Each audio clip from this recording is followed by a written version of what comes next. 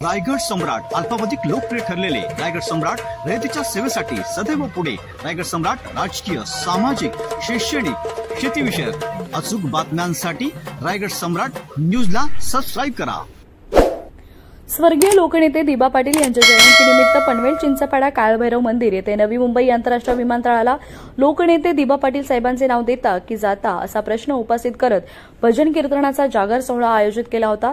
याचे आयोजन दिबा पाटील प्रेमी प्रकल्पग्रस्तांनी केला होता. या सोहळ्याला 27 गाव प्रकल्पग्रस्त समितीचे अध्यक्ष नंदराज मुंगाजी, राष्ट्रवादी प्रदेश नेते प्रशांत पाटील, नवी मुंबई कृषी उत्पन्न बाजार समिती संचालक राजेंद्र पाटील, प्रकल्पग्रस्त शेतकरी नेते विजय शिरढोणकर, सचिन केणी यांनी मार्गदर्शन करत केंद्र व राज्य सरकारने कालच्या मोदींच्या कार्यक्रमात दिबा पाटील यांचे नाव विमानतळाला देण्याचे बोलणे अपेक्षित होते, पण ही अपेक्षा भंग झाल्याने सर्व प्रकल्पग्रस्त शेतकरी नाराज झाल्याचे बोलून दाखवले. या ठिकाणी प्रकल्पग्रस्त शेतकरी, ग्रामस्थ व भजनी मंडळ उपस्थित होते.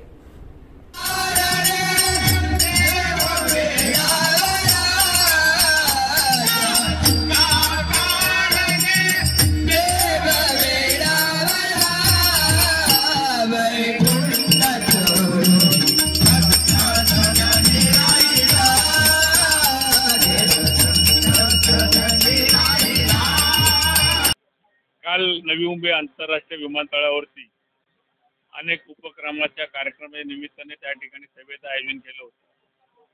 ज्या विमानतळावर सभा झाली, खरं म्हणजे गेले अनेक वर्ष आमचे लोकनेते दिबा पाटील साहेब यांचं त्या आंतरराष्ट्रीय विमानतळाला नाव द्यावं आणि तसाही ठराव महाराष्ट्र सरकारने संमत करून दिल्लीला पाठवलेला आहे.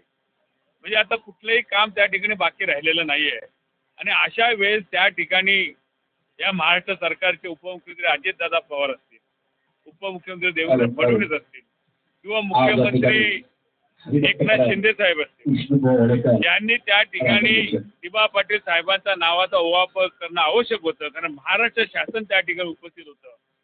परंतु जाणून बुजून कोणी त्या ठिकाणी नेत्यांनी म्हणा किंवा PM मोदी साहेबांनी सुद्धा त्या ठिकाणी दिबा पाटील साहेबांचं नाव घेतलं नाही.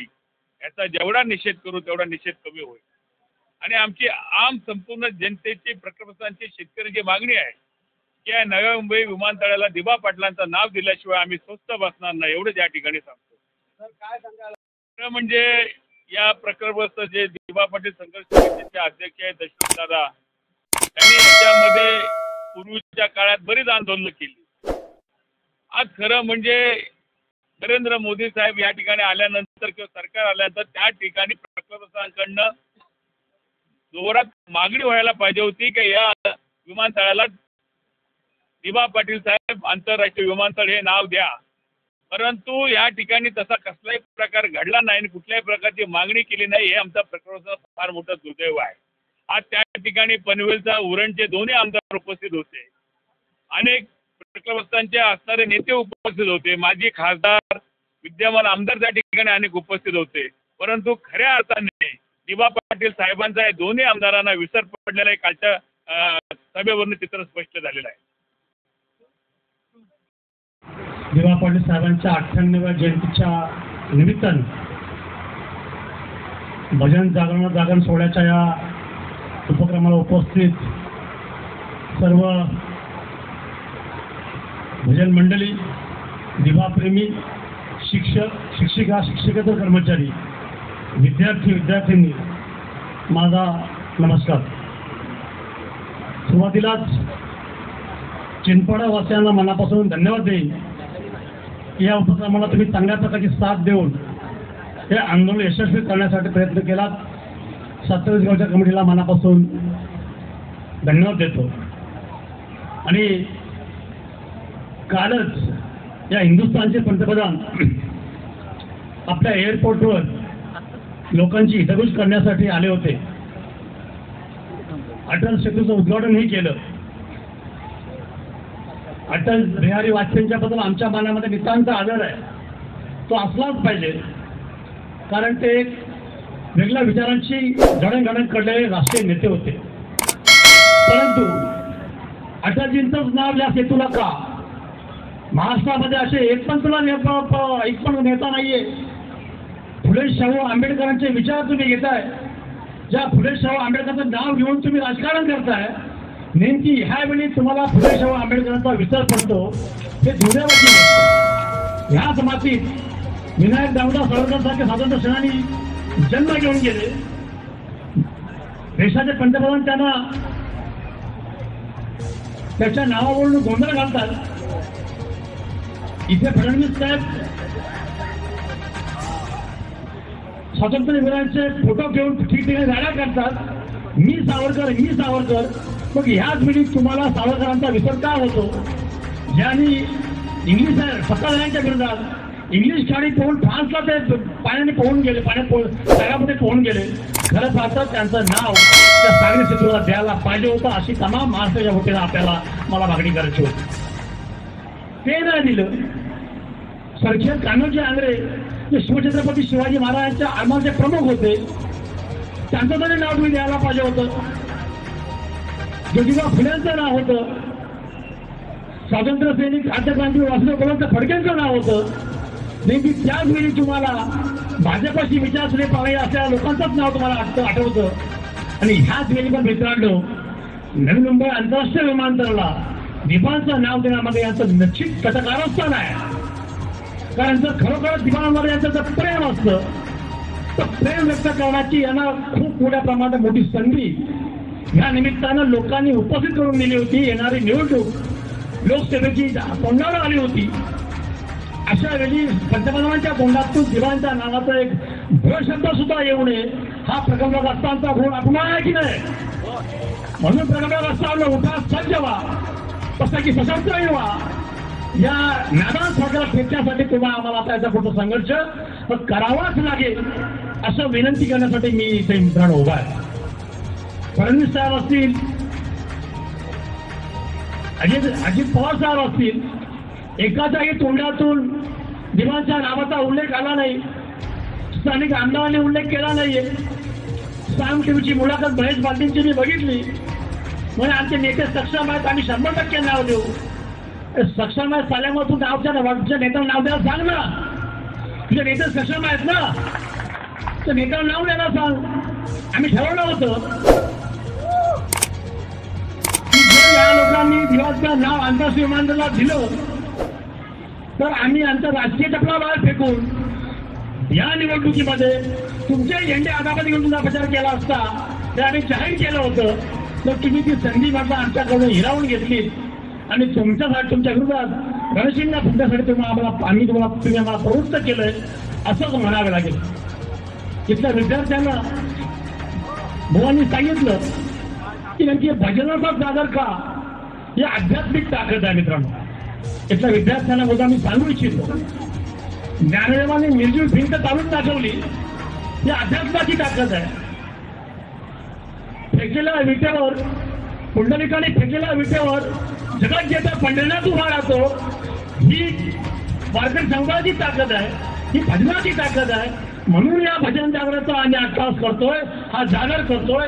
आणि ह्याच जागरणातून शासनाला सूचित करू इच्छितो की तुम्ही लवकरात लवकर दिवांचं नाव देण्याची तुम्हाला सुबुंची परमेश्वर देव आणि त्या ठिकाणी तुम्हाला आम्ही विनवणी करतोय. पुन्हा एकदा आणखी सांगायचं वाटतं गुबुवा, ह्याच आध्यात्मिक ताकदीवर तथाकथित ब्राह्मणांनी जे जगद्गुरु तुकारामांचे अभंग बुडवले ते सुद्धा वर आणण्याची ताकद या अध्यात्मामध्ये होती.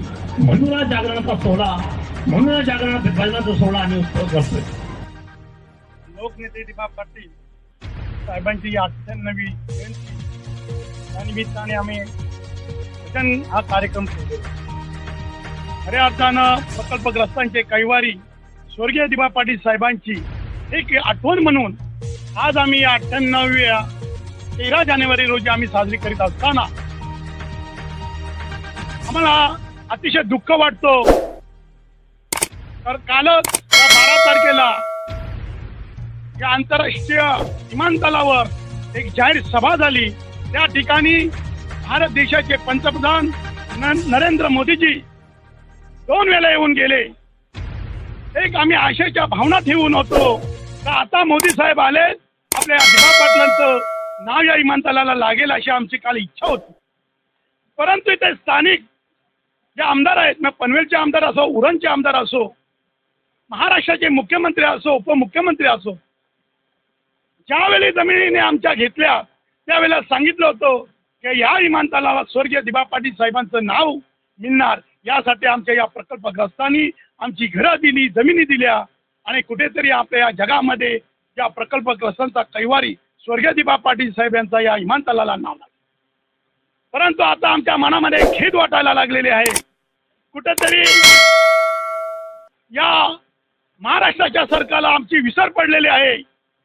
त्याचा विमानतळाचं काम आता होत आलेलं आहे आणि या प्रकल्पग्रस्तांची भावना आता दुखवायला लागलेल्या आहे. अरे त्यांना माहित नाही, तिथे स्थानिक भूमिपुत्र असे आहेत का जे बोलतात ते करून दाखवतात. आमच्या या स्वर्गीय दिबा पाटील साहेबांचं ज्या या महाराष्ट्रामध्ये जे उपकार आहेत, म्हणजे सीमेवर लढलो, तुरुंगवास भोगलो, काही विरोधी पक्षनेता बघितला, परंतु कधी ते पैसे कमवण्याचं काम केला नाही, तर जनतेची सेवा करण्याची काम त्यांनी केलेलं आहे. या प्रकल्पग्रस्तांना न्याय हक्क मिळवण्याचं काम सुद्धा या आमच्या स्वर्गीय दिबा पाटील साहेब आलेले आहेत आणि आमचे सोन्याचा दिवस म्हणजे या स्वर्गीय दिबा पाटील साहेबांमुळेच आलेला आहे. आम्ही या 27 गाव कृती समितीच्या माध्यमातून सांगू इच्छितो, आज सत्ताधाऱ्यानं तुम्ही जाता जाता स्वर्गीय दिबा पाटील साहेबांचं नाव द्यावं, अन्यथा आम्ही 27 गाव कृती समितीच्या माध्यमातून वेगळे आंदोलन छेडले जातील याची त्याही दखल घ्यावा. विमानतळाचं तर कामातून बाकी आहे. आता राजेंद्र पाटील साहेबांनी सांगितलं प्रदूषण, तर इथे आमच्या या भागामध्ये प्रदूषण होत आहे आणि खऱ्या अर्थानं आज 10 दिवस प्रदूषण कमी होण्यासाठी या महाराष्ट्र शासनाने या देशाचे पंतप्रधान या विभागामध्ये या विमानतळावर येणार होते. सेतू पुलाचे उद्घाटन होणार होते. कुठे प्रदूषण दिसता कामा नये यासाठी 10 दिवस दखल घेतली आणि संपूर्ण त्या डबर कोड्या असो, माते असो आणि क्रेशराच्या यांच्या लाईटी तोडून सुद्धा हे क्रेशर बंद केल्यात, तर कुठल्याही प्रकारचा इथे प्रदूषण होता कामा नाही. आणि आम्ही सारं काल हा प्रदूषणमध्ये भोग भोगत असतो, तेव्हा कधी हा सरकार, हा पोलीस स्टेशन असो, तहसील असो, प्रांत असो, कलेक्टर असो, कधी आम्ही अर्जबाजी केली तर कधी आमच्यावर लक्ष देत नाही. पण 10 दिवस याचा कंट्रोल ठेवला तर या भागामध्ये कुठलाही प्रदूषण होता कामा नये ही त्याही मोठी दखल घेतली.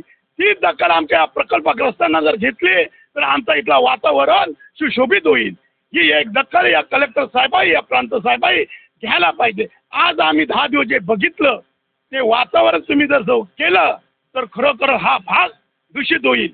म्हणून मी पत्रकार बंधू आणि भगिनींना सांगू इच्छितो का या दिबा पाटलांचं नाव लागत नाही तोपर्यंत आम्ही ते स्वस्त बसणार नाही. येणाऱ्या ज्या निवडणुका असतील, मग ते आमदारकी असो, खासदारकी असो, याच्यावर बहिष्कार टाकू आणि संपूर्ण उडान पनवेल परिसरातील सर्व प्रकल्पग्रस्त एकजुटीने होऊ आणि या विधान परिषद असो, लोकसभा असो, याच्यावर आम्ही बहिष्कार घालू. जोपर्यंत विमानतळाचा नाव लागत नाही तोपर्यंत आम्ही आमची 27 कृती समिती स्वस्थ बसणार नाही. वेळेस माझे 2 शब्द संपवतो.